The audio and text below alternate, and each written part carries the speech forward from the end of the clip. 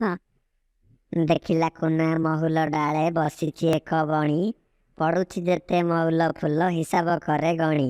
ଡାକିଲା କୁନା କିଆଁ ଲ ବଣି ଘସୁଛୁ ଥଣ୍ଟ ଡାଳେ, ଆ ମୋ ପାଶେ ଖାଇବୁ ଯେବେ ମିଠା ପିଜୁଳି ଫାଳେ। ସୁନାର ଏକ ପଞ୍ଜୁରୀ ଗଢ଼ି ଆଣିବେ ବାପା ମୋର, ମାଠୁ ମାଗି ଦେବିଲୋ ତୋତେ ଛେନା କଦଳୀ ସର।